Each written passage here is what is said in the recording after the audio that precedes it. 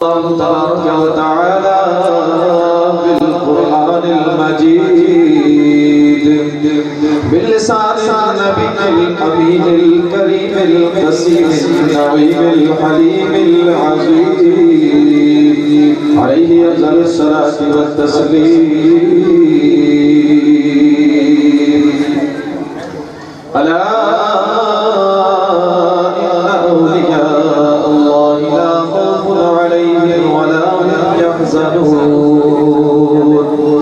وقال في مقام آخر يا أيها الذين آمنوا ادخلوا في السلم كافة ولا تتبعوا خطوات الشيطان إنه لكم عدو مبين.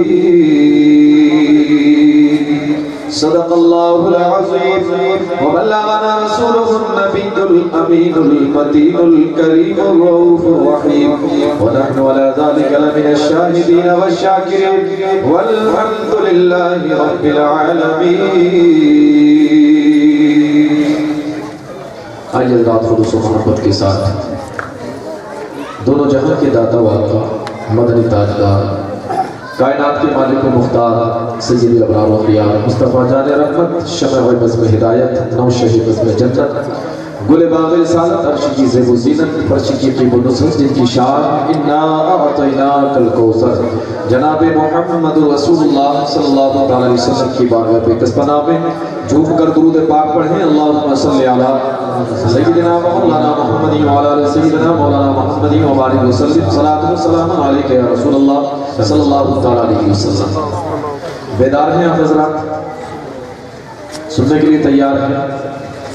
زیادہ سردی تو نہیں ہے؟ آپ دعا کر سکتے ہیں یا رسول اللہ. بیداری کا ثبوت ہے. میں تو شعر پڑھ رہا ہوں اور اپنی زندہ دلی کا ثبوت دیجیے کہ آپ کس زندہ دلی کے ساتھ آپ سننا چاہتے ہیں. انشاءاللہ آپ بیدار رہیں گے تو کچھ بولنے میں مزہ آئے گا. ہر بے اصول کے لیے فطری اصول زندہ ہے. ہر بے اصول کے لیے ہر بے اصول کے لیے فطری اصول زندہ ہے. چوبھٹ میں رہے کہ بھی خاروں میں پھول زندہ ہے. چوبھٹ میں رہے کہ بھی خاروں میں پھول زندہ ہے. چوبھٹ میں رہے کہ بھی اور جشن میلاد منا کر یہ بتاتے ہیں زمانے بھر کو. جشن میلاد منا کر یہ بتاتے ہیں زمانے بھر کو.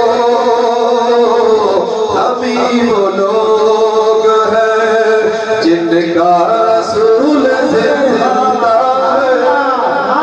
ہمیں وہ لوگ ہیں جن کا رسول زندہ ہے.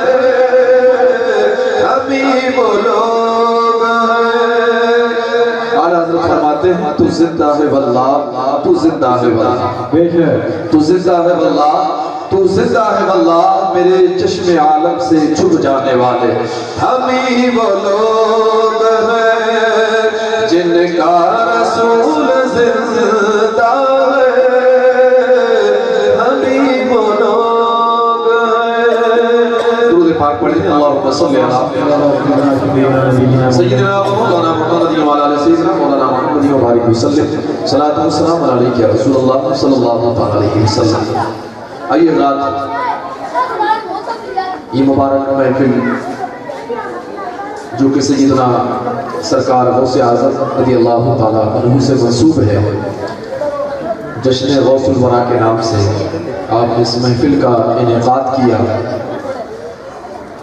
آئیے اسی حوالے سے میں نے قرآن عزیز کی جو آیت کریمہ تلاوت کی مشہور و معروف، اس کے حوالے سے کچھ عرض کروں اور پھر انشاءاللہ ایک اور دوسری آیت کریمہ تلاوت کی، اس حوالے سے انشاءاللہ کچھ نصیحت کی باتیں آپ حضرات تک پہنچانے کی کوشش کروں گا۔ اللہ کی بارگاہ میں دعا ہے اللہ تبارک و تعالی بالخصوص ہمیں سن کر کے عمل کرنے کی توفیق عطا فرمائے، آمین۔ سیدنا سرکار غوث اعظم رضی اللہ تعالیٰ عنہ کی بارگاہ میں اعلیٰ حضرت امام احمد رضا صاحب فاضل بریلوی علیہ رحمت و رضوان یوں خراج عقیدت پیش کرتے ہیں: واہ کیا مرتبہ اے غوث ہے بالا تیرا، واہ کیا مرتبہ اے غوث ہے بالا تیرا، اونچے اونچوں کے سروں سے ہے قدم اعلیٰ تیرا، اونچے اونچوں کے سروں سے ہے قدم اعلیٰ تیرا، اور سر بھلا کیا کوئی جانے کہ ہے کیسا تیرا، سر بھلا کیا کوئی جانے کہ ہے کیسا تیرا، اولیاء ملتے ہیں آنکھیں وہ ہے طلبہ تیرا، اولیاء ملتے ہیں آنکھیں وہ ہے طلبہ تیرا، اور سارے اقطاب جہاں کرتے ہیں کعبے کا طواف، سارے اقطاب جہاں کرتے ہیں کعبے کا طواف، کعبہ کرتا ہے طواف در بالا تیرا۔ حضور سیدنا سرکار غوث اعظم رضی اللہ تعالیٰ عنہ کی ذات وہ ذات ہے کہ عالم اسلام میں کسی بھی حیثیت سے محتاج تعارف نہیں۔ سیدنا سرکار غوث اعظم رضی اللہ تعالیٰ عنہ کی ذات وہ ذات ہے کہ ہم ان کی کیا تعریف و توصیف و بیان کریں۔ ان کے درجات کی بلندی کا عالم یہ ہے کہ اعلیٰ حضرت فرماتے ہیں کہ سارے اقطاب جہاں کرتے ہیں کعبے کا طواف، اور کعبہ کرتا ہے طواف در بالا تیرا، تو جس کے در کا طواف کعبہ کر رہا، جس کے در کا طواف یعنی زمانہ جس کعبے کا طواف کر رہا ہے وہ کعبہ سرکار غوث اعظم کے در اقدس کا طواف کر رہا ہے۔ سبحان اللہ، سبحان اللہ۔ جس کے در اقدس کا طواف کعبہ کرے، جس کے در اقدس کا طواف کعبہ کرے، تو اندازہ کرے کہ رب کی بارگاہ سے اس نے کیا مقام حاصل کیا ہوگا، کیا مرتبہ حاصل کیا ہوگا۔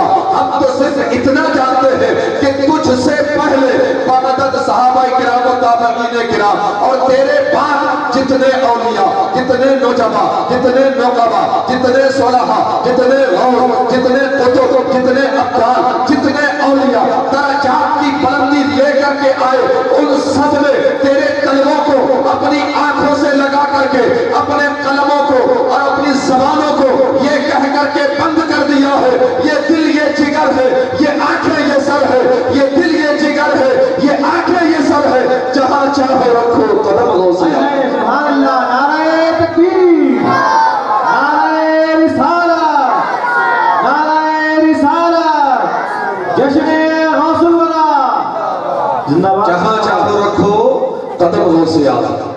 سیدنا سرکار غوث اعظم رضی اللہ تعالیٰ عنہ کی ذات وہ ذات ہے کہ جس طرح تمام انبیاء کرام میں سب سے افضل و اعلیٰ مقام میرے پیارے نبی جناب محمد رسول اللہ صلی اللہ تعالیٰ علیہ وسلم کا ہے، اسی طرح تمام اولیاء کرام کے درمیان سب سے افضل و اعلیٰ مقام سیدنا سرکار غوث اعظم رضی اللہ تعالیٰ عنہ کا ہے۔ اللہ کے ایسے ولی، آئیے اللہ کی بارگاہ میں ولیوں کی کیا شان ہے، کیا مقام ہے، اللہ نے کیا شان و عظمت بیان فرمائی ہے۔ رب نے ارشاد فرمایا: الا ان اولیاء اللہ لا خوف علیہم ولا هم یحزنون، خبردار، بے شک اولیاء اللہ پر نہ کوئی خوف ہے اور نہ وہ رنجیدہ اور غمگین ہوں گے، انہیں قیامت کا بھی کوئی غم نہیں ہے۔ دوسری جگہ رب کائنات نے ارشاد فرمایا: انما ولیکم اللہ ورسولہ والذین آمنوا۔ میرا رب فرماتا ہے: اے لوگو، اے میرے بندو، سنو، تمہارے تین ولی ہیں۔ کتنے ولی ہیں؟ فرمایا تمہارے تین ولی ہیں۔ یہ تین ولی کون ہے؟ تو میرا رب فرماتا ہے ان میں سب سے پہلا تمہارا ولی اللہ تعالیٰ ہے۔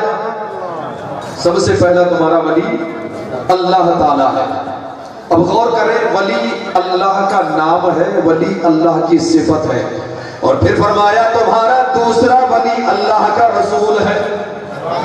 دوسرا ولی اللہ کا رسول ہے۔ تو اب کوئی بدعقیدہ، کوئی بد مذہب یہ کہے کہ اللہ بھی ولی اور رسول بھی ولی، یہ تو شرک ہو گیا۔ ولی تو اللہ ہے، یہ رسول کو اللہ کے ساتھ، ولی تو صرف اللہ ہے، یہ رسول کو اللہ کے ساتھ کہاں سے ملا دیا؟ یہ تو شرک ہو گیا معاذ اللہ۔ تو کہو بے وقوف، عقل ہوتی تو خدا سے نہ لڑائی لیتے، عقل ہوتی تو خدا سے نہ لڑائی لیتے، یہ گھٹائیں اسے منظور بڑھانا تیرا۔ سبحان اللہ سبحان اللہ۔ تو ایسے بدعقیدوں کو بتا دو جو صرف اللہ کو ولی مانے، اللہ کے سوا کسی کو ولی نہ مانے، تو اس کو بتا دو کہ یہ میں نہیں کہتا، یہ ہمارا کوئی سنی عالم نہیں کہتا کہ اللہ بھی ولی ہے اور اس کا رسول بھی ولی ہے، بلکہ خود رب کائنات فرما رہا ہے کہ میں بھی ولی ہوں، میرا رسول بھی ولی ہے، میں بھی ولی ہوں اور میرا رسول بھی ولی ہے۔ اور بات صرف یہی تک محدود نہیں کہ اللہ بھی ولی ہے اور اس کا رسول بھی ولی ہے، آگے رب کائنات یوں ارشاد فرما رہا ہے والذین آمنوا، اور جو کامل ایمان والے ہیں وہ بھی تمہارے ولی ہے۔ سبحان اللہ سبحان اللہ۔ وہ بھی تمہارے ولی ہیں۔ کتنے ولی ہو گئے؟ 3 ولی ہو گئے۔ اب جو بات میں آگے بتانے والا ہوں صرف کو حاضر رکھیں، جو صرف اللہ ہی کو ولی مانے، جو صرف اللہ ہی کو ولی مانے، اس کا ایمان مکمل نہیں۔ کیوں؟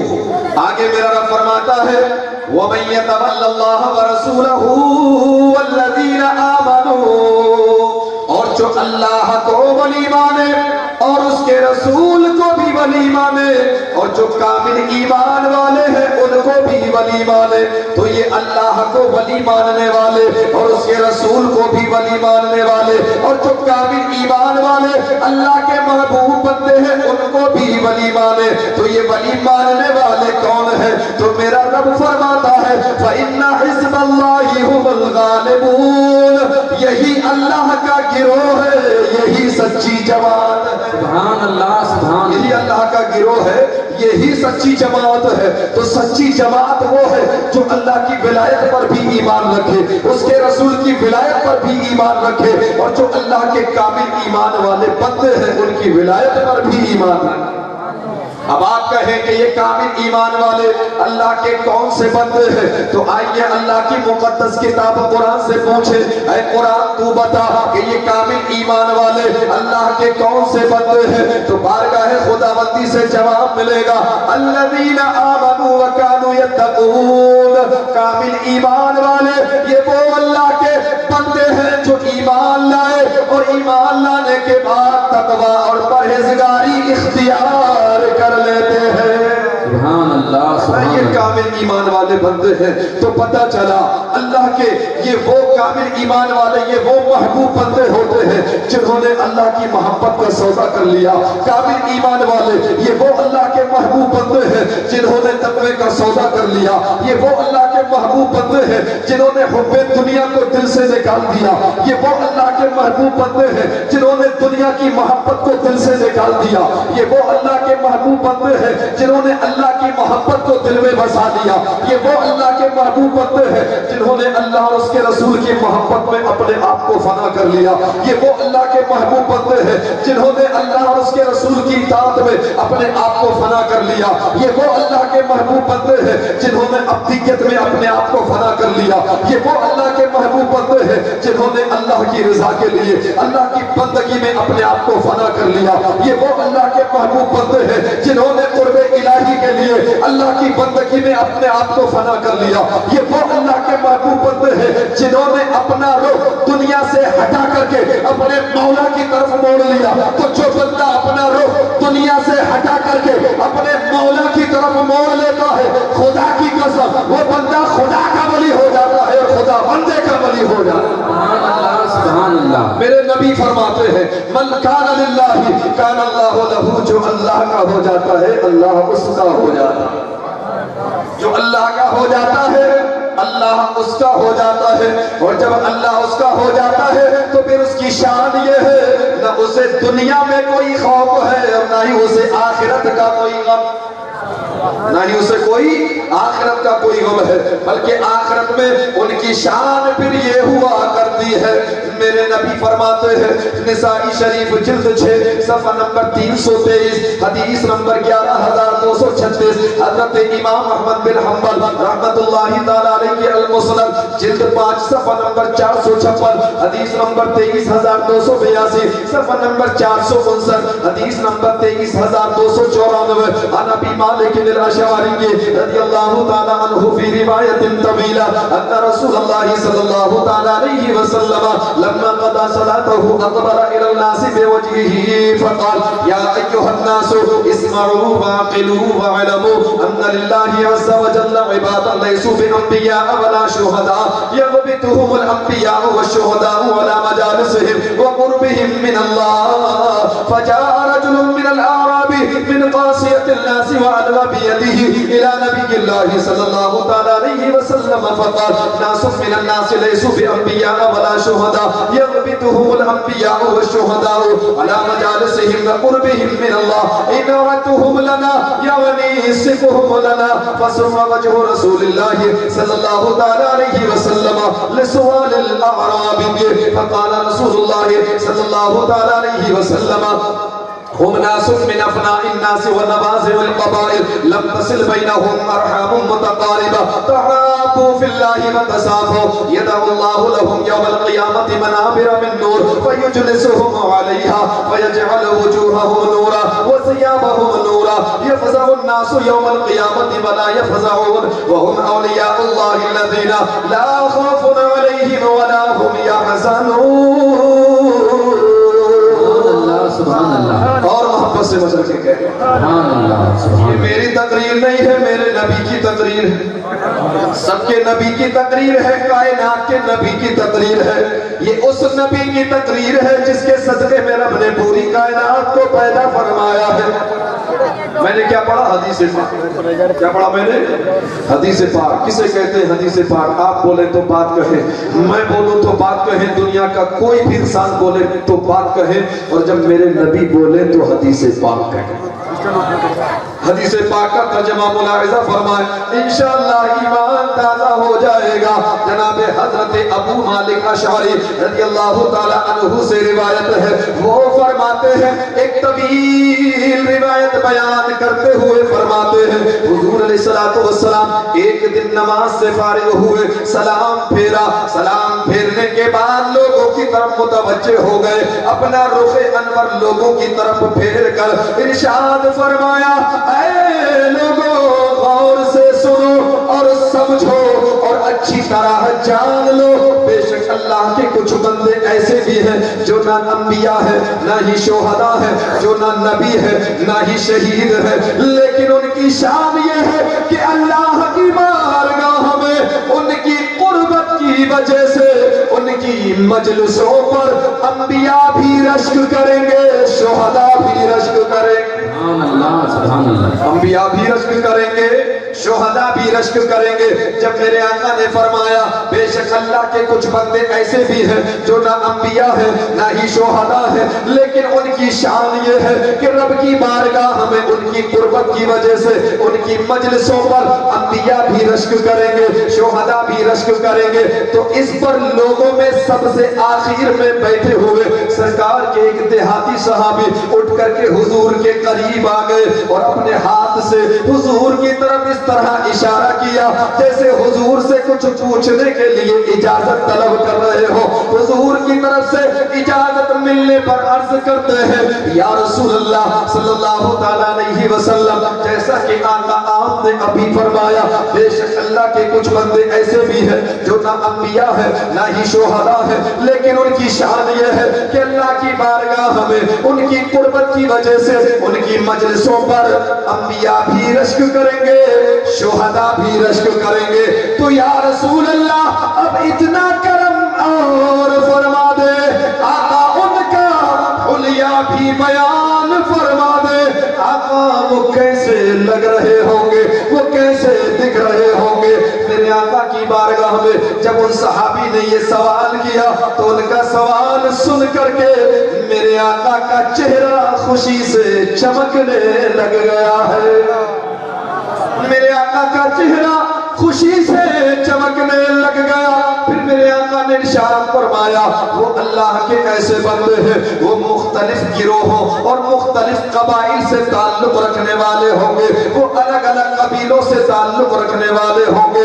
ان کے درمیان بظاہر کوئی قریبی خونی رشتہ بھی نہیں ہوگا, مگر وہ اللہ کی خاطر ایک دوسرے سے محبت کرنے والے ہوں گے, ایک دوسرے سے پیار کرنے والے ہوں گے, ایک دوسرے کی خیر چاہنے والے ہوں گے. ان کے درمیان بظاہر کوئی قریبی خونی رشتہ بھی نہیں ہوگا, مگر اللہ کی خاطر وہ آپس میں محبت کرنے والے ہوں گے, آپس میں ایک دوسرے کی خیر چاہنے والے ہوں گے. پھر میرے آقا فرماتے ہیں قیامت کے دن اللہ تبارک و تعالی ان کے لیے نور کے منبر رکھے گا, فَيُجْلِسُهُمْ عَلَيْهَا, اور ان نور کے منبروں پر انہیں بٹھائے گا.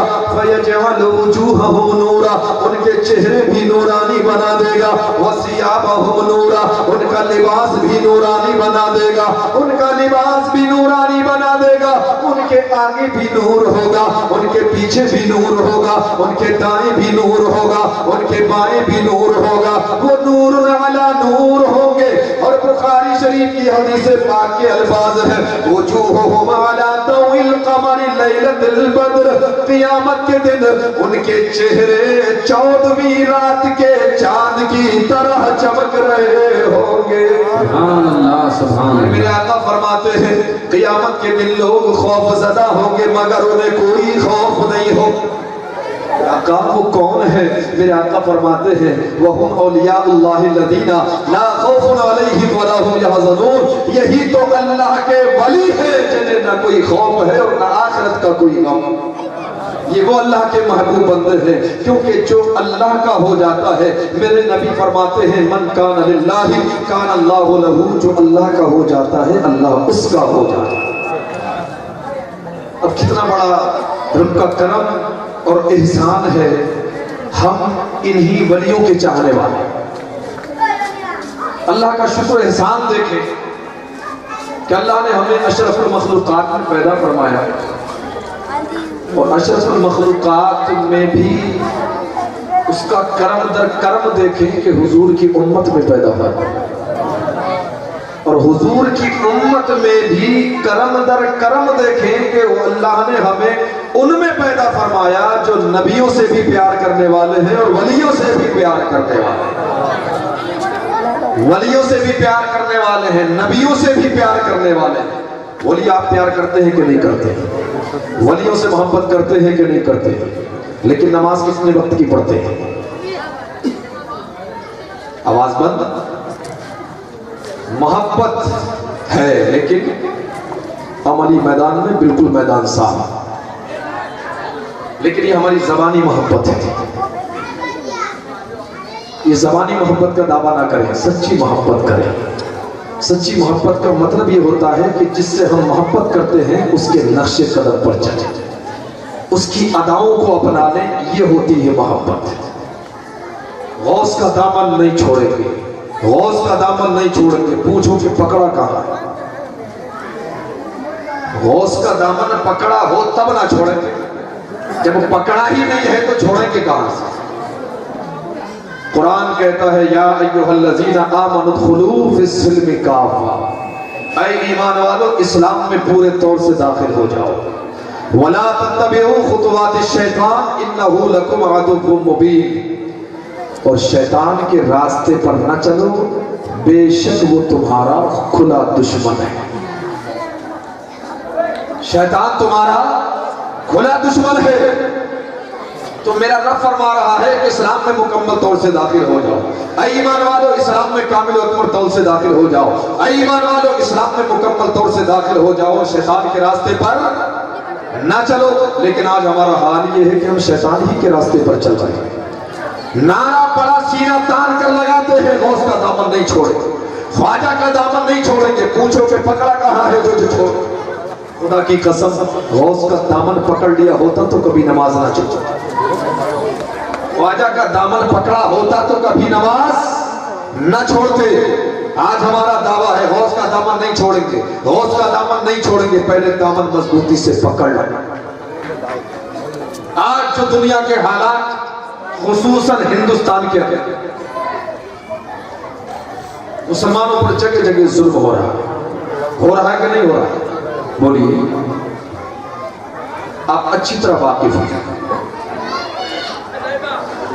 آج کہیں مسلمان کو گائے کے نام پر مار دیا جاتا ہے، کہیں لب جہاد کے نام پر مار دیا جاتا ہے، کہیں مسجدوں پر پتھر برسائے جاتے ہیں، کہیں مسجدوں کو شہید کر دیا جاتا ہے، کہیں آذان پر پابندی لگائی جاتی ہے، کہیں آذان کے لیے لاؤڈ اسپیکر پر پابندی لگائی جاتی ہے، کہیں برقعے پر پابندی لگائی جاتی ہے، کہیں کچھ بگڑی ہوئی آوارہ عورتوں کی وجہ سے 3 طلاق کے مسئلے کو غلط روپ دے کر اسلام کو بدنام کیا جاتا ہے۔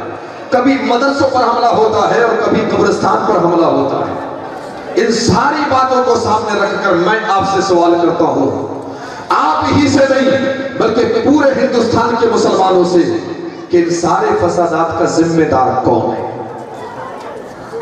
ان سارے فسادات کا ذمہ دار کون ہے؟ کیا ہمارے دیش کے پردھان منتری مودی جی؟ نہیں۔ کیا یوگی جی؟ نہیں۔ کیا بی جے پی؟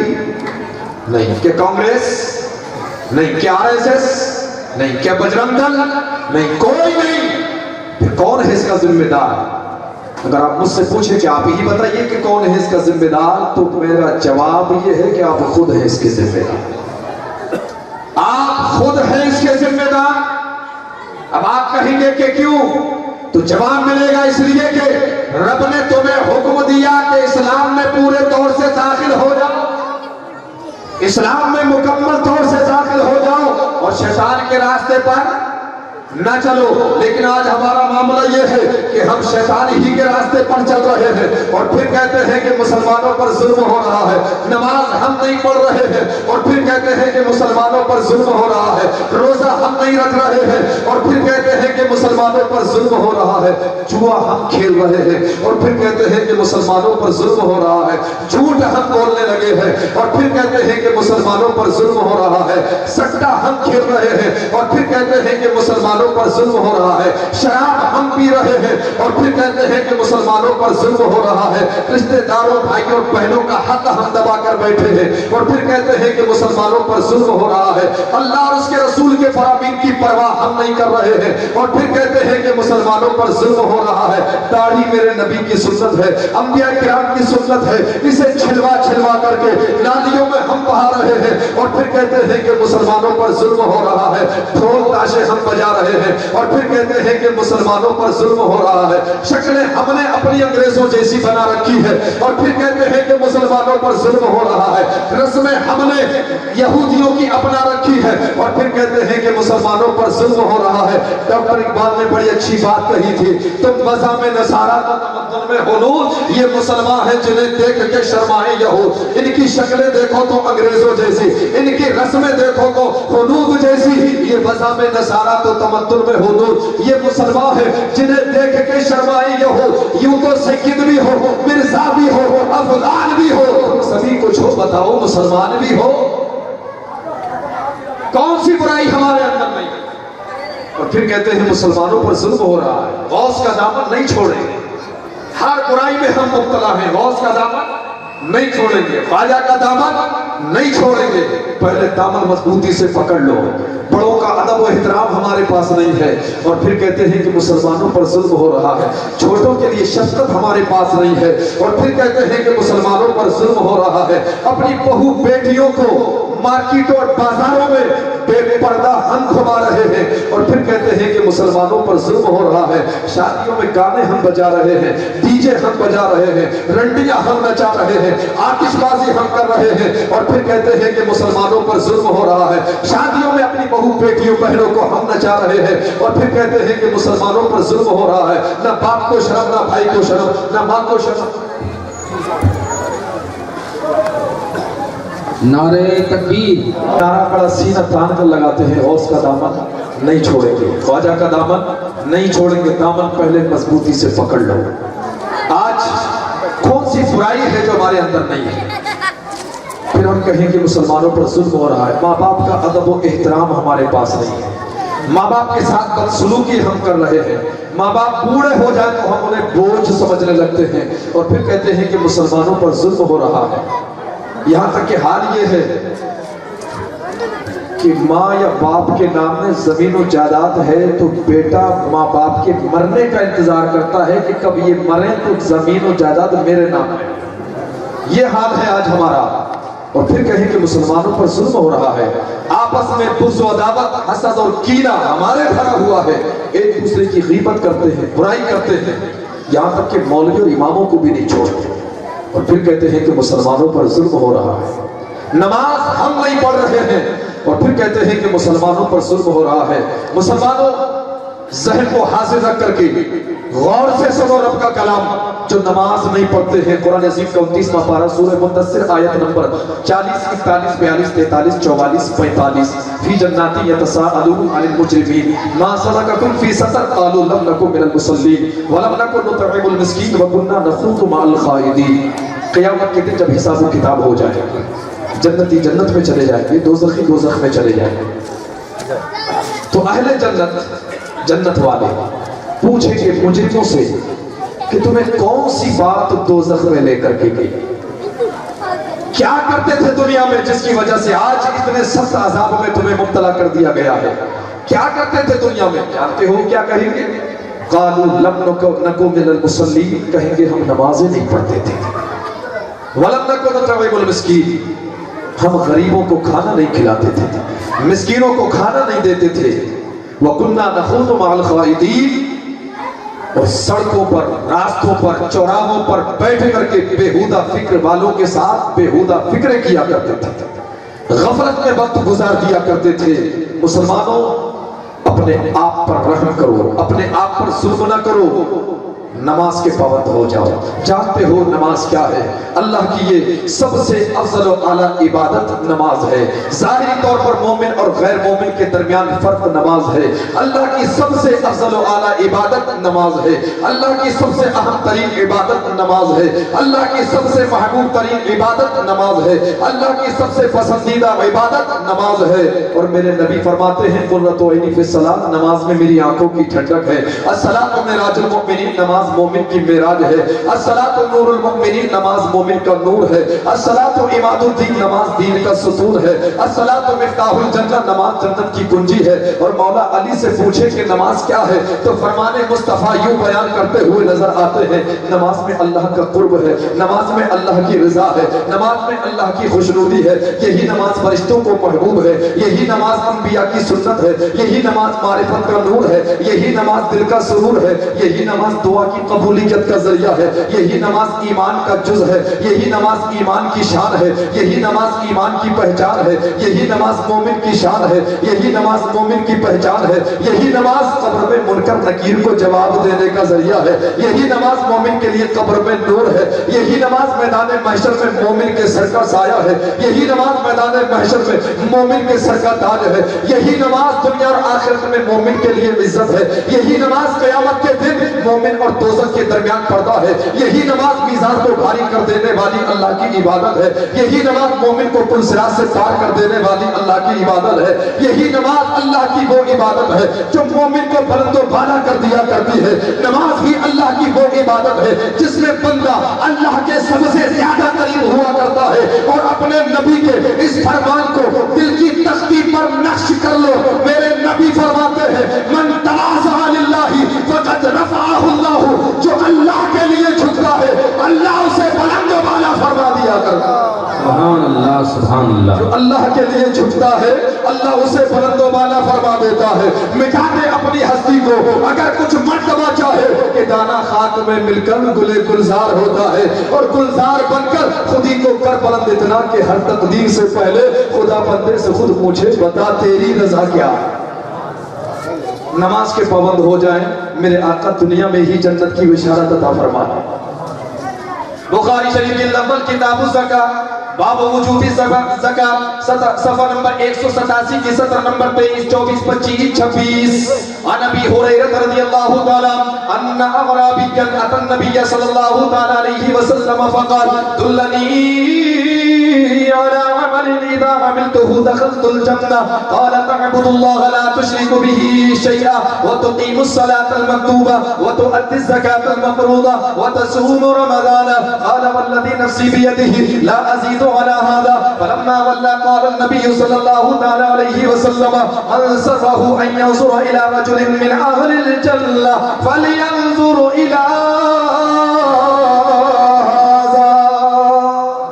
اور محبت سے بچنے کے ایسا لگ رہا ہے کہ سردی کچھ آپ کو زیادہ محسوس ہو رہی ہے بیداری کا ثبوت دیجئے مطلب کہ کہیں یا رسول اللہ حدیث پاک کا ترجمہ ملاحظہ فرمائیں جناب حضرت ابو ہریرہ رضی اللہ تعالیٰ عنہ سے روایت ہے فرماتے ہیں حضور کی بارگاہ میں ایک دیہاتی صحابی حاضر ہوئے عرض کرتے ہیں یا رسول اللہ میری ایسی عمل کی طرف رہنمائی فرمائے آقا جسے انجام دینے سے میں جنت میں داخل ہو جاؤں آقا جسے انجام دینے سے میں جنت میں داخل ہو جاؤں میرے آقا نے فرمایا اللہ کی عبادت کرو اس طرح کہ اس کے ساتھ کسی کو شریک نہ ٹھہرا فرض نمازیں ادا کرو مقررہ زکوٰۃ ادا کرو رمضان المبارک کے روزے رکھو جب میرے آقا نے یہ فرمایا وہ عرض کرتے ہیں یا رسول اللہ قسم ہے اس ذات کی جس کے قبضہ قدرت میں میری جان ہے میں ان احکامات پر کوئی زیادتی نہیں کروں گا نماز بھی ادا کروں گا روزے بھی رکھوں گا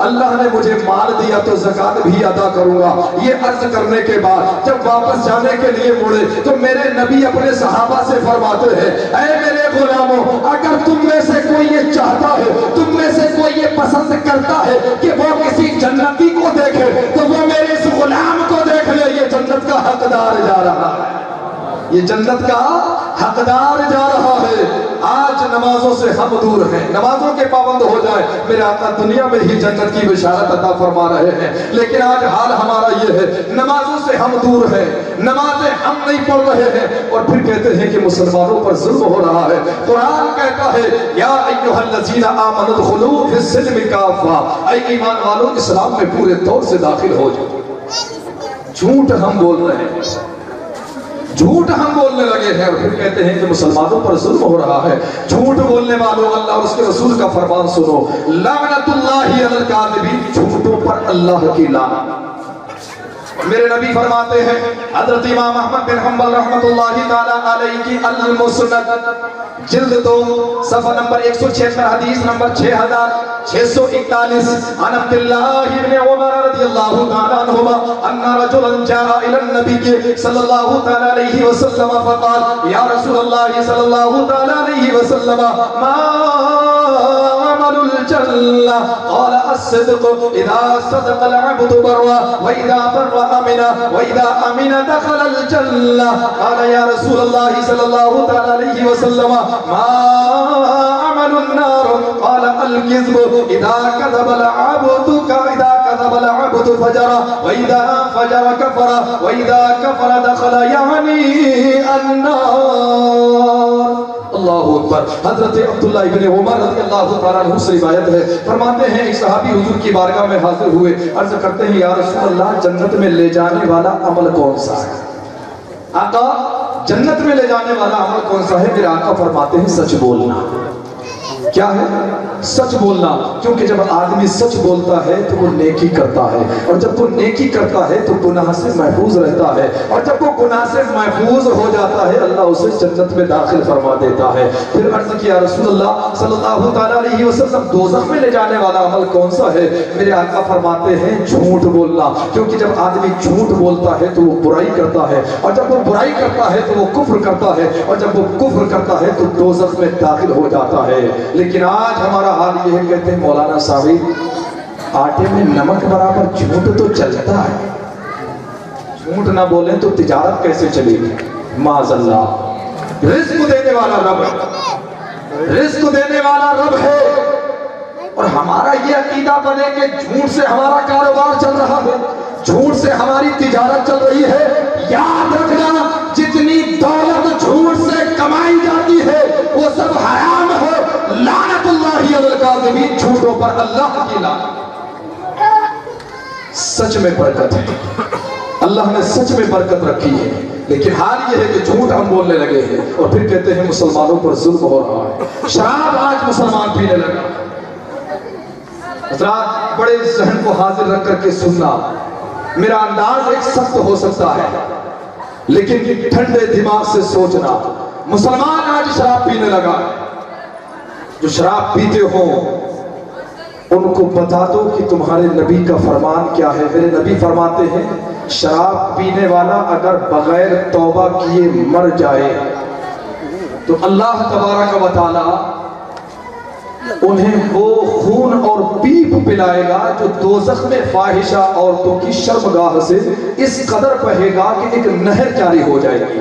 اور دوزخیوں کے لیے ان فاحشہ عورتوں کی شرمگاہ کی بدبو عذاب پر عذاب ہوگی، سخت بدبودار گندی پیپ جو فاحشہ عورتوں کی شرمگاہ سے بہے گی، وہ شرابی کو پینا پڑے گا۔ شراب پینے والے ہیں، جو شراب پیتے ہیں، ذرا آنکھیں بند کر کے غور کریں کہ شراب چھوڑنا گوارا کریں گے یا فاحشہ عورتوں کی شرمگاہ سے نکلنے والی اس بدبودار گندی پیپ کو پینا گوارا کریں گے۔ اللہ اپنی پناہ میں رکھے۔ اور ایک دوسری روایت میں ہے حضرت عبداللہ ابن عمر رضی اللہ تعالیٰ عنہ فرماتے ہیں قیامت کے دن شرابی کو اس حال میں لایا جائے گا کہ اس کا چہرہ کالا ہوگا، آنکھیں اس کی دھسی ہوئی ہوں گی اور زبان اس کی سینے تک لٹک رہی ہوگی، اور زبان سے ایسا گندا لعاب بہ رہا ہوگا، ایسا بدبودار گندا لعاب بہ رہا ہوگا جس کی وجہ سے ہر دیکھنے والا نفرت کا اظہار کر رہا ہوگا۔ اور پھر فرماتے ہیں کہ شرابی کو جب تک کہ وہ توبہ نہ کر لے نہ تو اسے سلام کرو، اگر بیمار پڑ جائے تو اسے دیکھنے بھی نہ جاؤ، اگر مر جائے تو اس کی نماز جنازہ میں بھی شرکت نہ کرو۔ یہ تو شرابی کا انجام ہے۔ اب اس کا انجام بھی سن لیں جو شرابی سے تعلق رکھے۔ ام المؤمنین حضرت عائشہ صدیقہ رضی اللہ تعالیٰ عنہ فرماتی ہیں میرے نبی نے فرمایا کہ جس نے شرابی کو ایک لقمہ بھی کھلایا یہ جانتے ہوئے کہ یہ شرابی ہے تو اس کے جسم پر سانپ اور بچھو مسلط کر دیے جائیں۔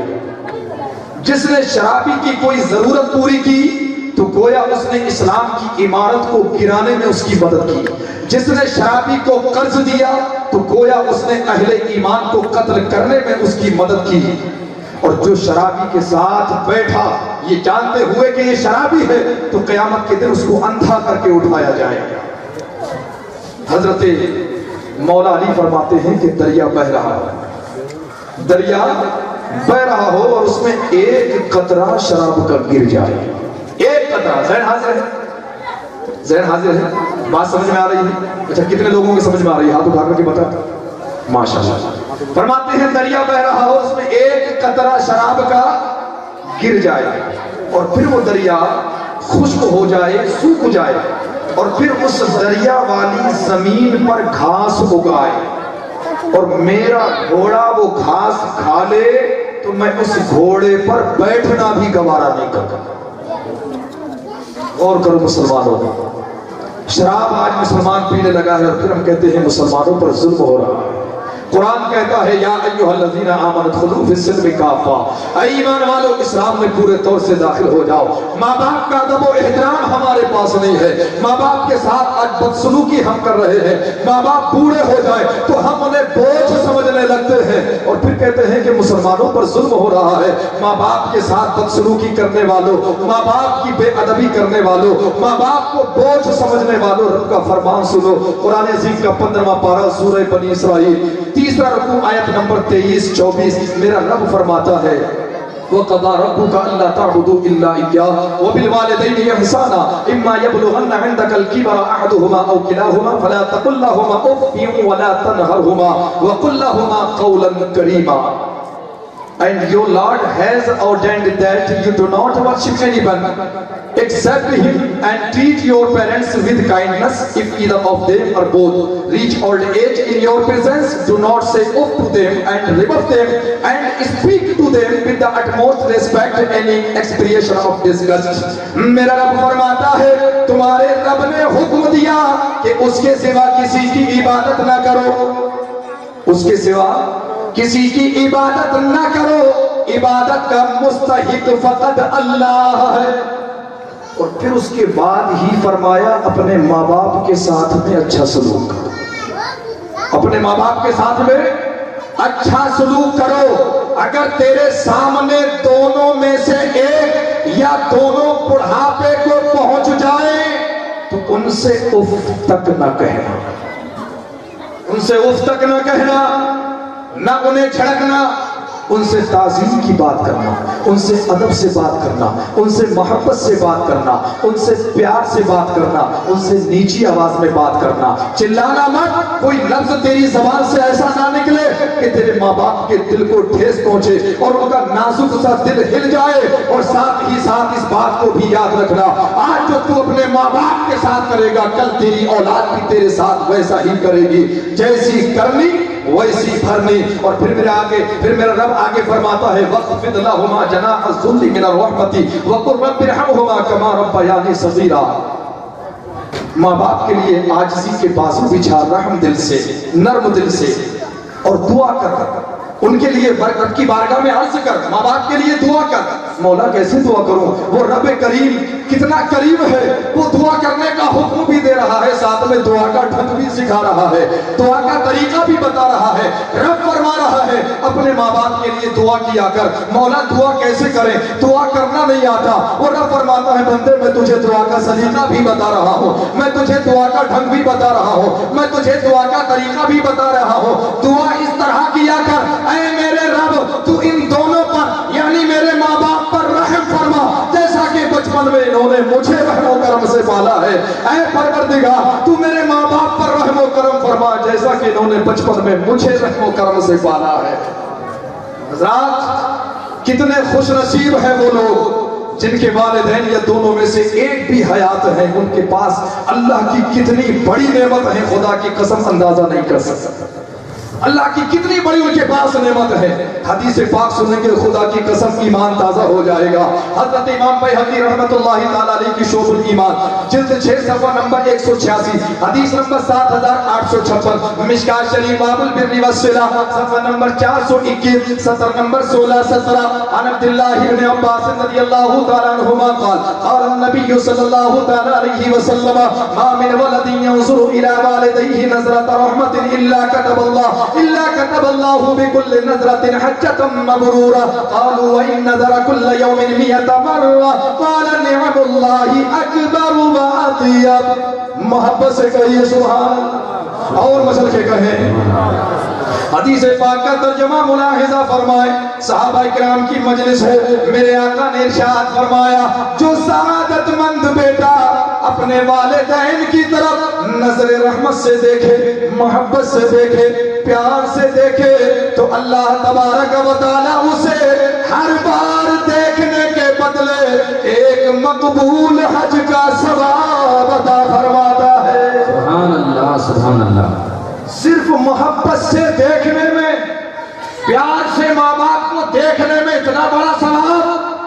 صحابہ کرام مچل گئے، عرض کرتے ہیں یا رسول اللہ وَإِن نَظَرَ كُلَّ يَوْمٍ 100 مرة، آقا اگر کوئی شخص ہر روز اگرچہ اپنے ماں باپ کو 100 مرتبہ دیکھے، محبت کی نگاہ سے 100 مرتبہ دیکھے، ہر روز 100 مرتبہ پیار سے دیکھے، تو آقا کیا اسے بھی ہر نظر کے بدلے اللہ ایک مقبول حج کا ثواب عطا فرمائے گا؟ میرے نبی فرماتے ہیں اے میرے غلاموں، رب کے یہاں کمی کس بات کی ہے؟ رب کے یہاں کمی کس بات کی ہے؟ اللہ کی نعمتیں سب سے افضل و اعلیٰ ہے، جتنی بار دیکھے گا اللہ ہر نظر کے بدلے تجھے مقبول حج کا ثواب عطا فرمائے۔ سبحان اللہ سبحان اللہ۔ یہ تو ماں باپ کے ساتھ حسن سلوک اور محبت سے دیکھنے کا انعام ہے، اور جو اپنے ماں باپ کو بوجھ سمجھے ان کا کیا انجام ہے؟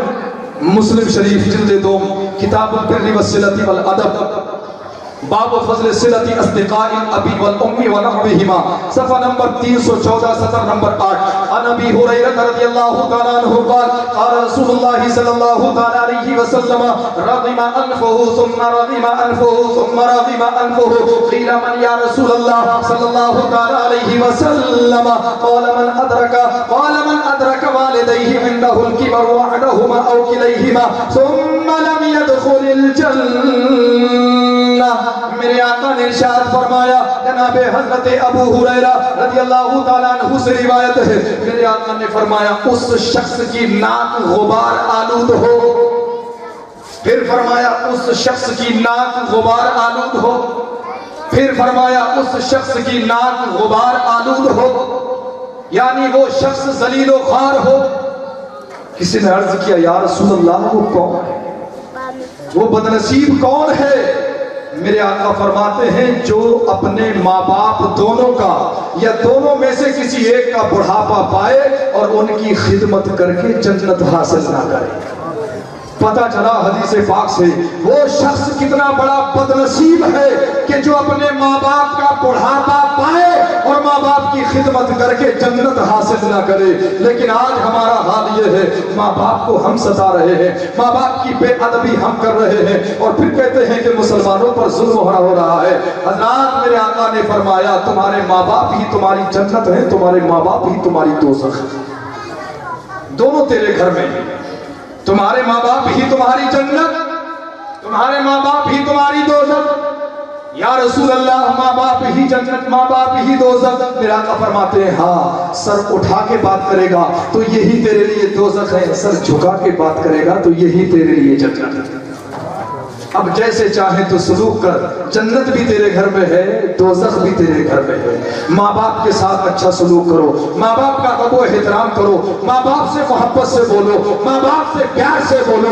एक सहाबी हुजूर की बारगाह में हाजिर होते हैं, अर्ज करते हैं या रसूल अल्लाह, मैंने अपनी वालिदा को 7 मरतबा कांधे पर बिठा करके हज करा दिया है। आका 7 मरतबा मैंने काबे का तवाफ करा दिया है। आका क्या मैंने अपनी माँ का हक अदा कर दिया? मेरे आका फरमाते हैं माँ का हक अदा कर दिया।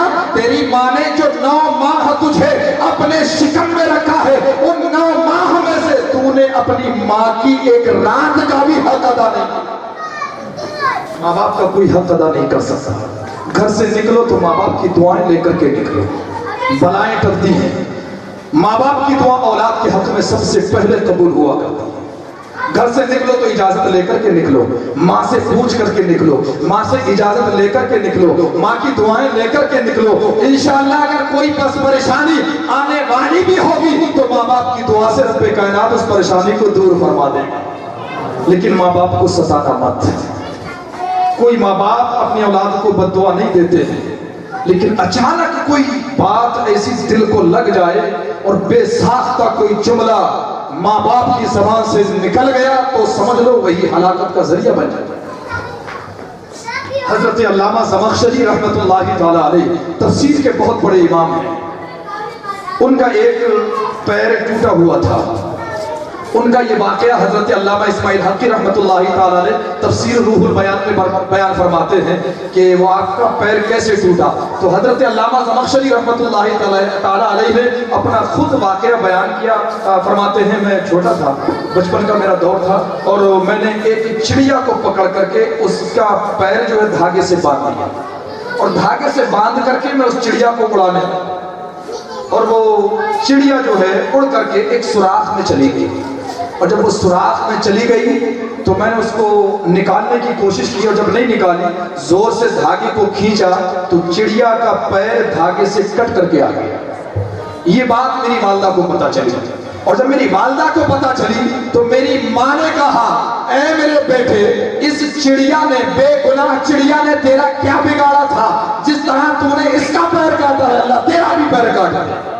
बेसाख्ता माँ की जबान से निकल गया, अचानक ही निकल गया। कोई माँ अपने बच्चे को बद्दुआ नहीं देती है, कोई माँ बाप अपने औलाद को बद्दुआ नहीं देते, लेकिन अचानक कोई बात ऐसी दिल को लग जाए और जबान से बेसाख्ता कोई ऐसा लफ्ज निकल जाए तो समझ लो हमारी बर्बादी का सबब बन जाता है। फरमाते हैं फिर मैं बड़ा हुआ और इल्म दीन का शौक हुआ और जब मैं इल्म दीन हासिल करने के लिए रवाना हुआ, सवारी से उतरते हुए पैर फिसला और मेरा पैर टूट गया। वो पैर मेरा आज तक टूटा हुआ है। तो कभी माँ बाप की बद्दुआ ना लेना। माँ बाप से हमेशा अदब से बात करना, मोहब्बत से बात करना, प्यार से बात करना, ऊंची आवाज से बात ना करना, नरमी से बात करना, प्यार से बात करना। कुरान कहता है या अय्युहल्लज़ीना आमनु उदखुलू फिस्सिल्मि काफ़ा, ऐ ईमान वालों इस्लाम में पूरे तौर से दाखिल हो जाओ, इस्लाम में मुकम्मल तौर से दाखिल हो जाओ, इस्लाम में कामिल अकमल तौर से दाखिल हो जाओ। इस्लाम में पूरे तौर से दाखिल होने का मतलब क्या है? इस्लाम में पूरे तौर से दाखिल होने का मतलब ये है कि जब अजान हो तो तुम्हारे कदम मस्जिद की तरफ बढ़ते हुए नजर आए। इस्लाम में पूरे तौर से दाखिल होने का मतलब ये है कि जब तुम चलो तो तुम्हारे चलने के अंदाज बोले नबी नबी, जब तुम बैठो तो तुम्हारे बैठने का अंदाज बोले नबी नबी, जब तुम सो तो तुम्हारे सोने का अंदाज बोले नबी नबी, जब तुम उठो तो तुम्हारे उठने का अंदाज बोले नबी नबी, जब तुम खाओ तो तुम्हारे खाने का अंदाज बोले नबी नबी, जब तुम पियो तो तुम्हारे पीने का अंदाज बोले नबी नबी, जब तुम अपनों से बड़ों से बात करो तो अपनों से बड़ों से बात करने का अंदाज तुम्हारा बोले नबी नबी, जब तुम अपने से छोटों से बात करो तो तुम्हारा छोटों से बात करने का अंदाज बोले नबी नबी, जब तुम अपने बाप से बात करो तो तुम्हारे बाप से बात करने का अंदाज बोले नबी नबी, जब तुम अपनी माँ से बात करो तो तुम्हारा माँ से बात करने का अंदाज बोले नबी नबी, जब तुम अपने अजीजों से बात करो तो तुम्हारा अजीजों से बात करने का अंदाज बोले नबी नबी, जब तुम गैरों से बात करो तो तुम्हारा गैरों से बात करने का अंदाज बोले नबी नबी, जब तुम अपने पड़ोसियों से बात करो तो तुम्हारा पड़ोसियों से बात करने का अंदाज बोले नबी नबी, अपनी जब तुम तिजारत करो तो तिजारत इस अंदाज से करो तो तुम्हारे तिजारत करने का अंदाज बोले नबी नबी, जब तुम कारोबार करो तो इस अंदाज से करो तो तुमके तुम्हारे कारोबार का अंदाज बोले नबी नबी, अपनी शक्लें ऐसी बना लो कि तुम्हारे चेहरे बोले नबी नबी, लिबास ऐसा पहनो कि तुम्हारा लिबास बोले नबी नबी, अल-मुख्तसर ये कि जब तुम्हारी हर अदा बोलेगी नबी नबी तो खुदा की कसम अपने तो अपने गैर भी ये कहने पर मजबूर हो जाएंगे कि ये देखो अपने नबी का सच्चा गुलाम आ रहा। सुभान अल्लाह सुभान और जब मर करके कब्र में पहुंचोगे तो मुनकर नकीर भी कहेंगे ये देखो नबी का गुलाम सो रहा है, और जब कब्र से हश्र की तरफ रवानगी होगी तो वहां फरिश्ते भी कहेंगे वो देखो नबी का गुलाम आ रहा है। कुरान कहता है या अय्युहल्लज़ीना आमनु दुखुलू फिस्सिल्मि काफ़ा, ऐ ईमान वालों इस्लाम में पूरे तौर से दाखिल हो जाओ, इस्लाम में मुकम्मल तौर से दाखिल हो जाओ और शैतान के रास्ते पर न चलो, बेशक वो तुम्हारा खुला दुश्मन है। अल्लाह की बारगाह में दुआ है अल्लाह तबारक व तआला अपने हबीब मुकर्रम जनाब मोहम्मद रसूलुल्लाह सल्लल्लाहु अलैहि वसल्लम के सदक़े में बोलने में जो भी गलती हुई हो माफ़ फरमाए, और बिलखुसूस जो कुछ मैंने बयान किया इस पर पहले मुझे खुद और आप सबको भी इस पर अमल की तौफीक अता फरमाए। अस्तगफिरुल्लाह रब्बी मिन कुल्लि ज़ंबिन व अतूबु इलैह व मा अलैना इल्लल बलाग। अस्सलामु अलैकुम व रहमतुल्लाहि व बरकातुहू।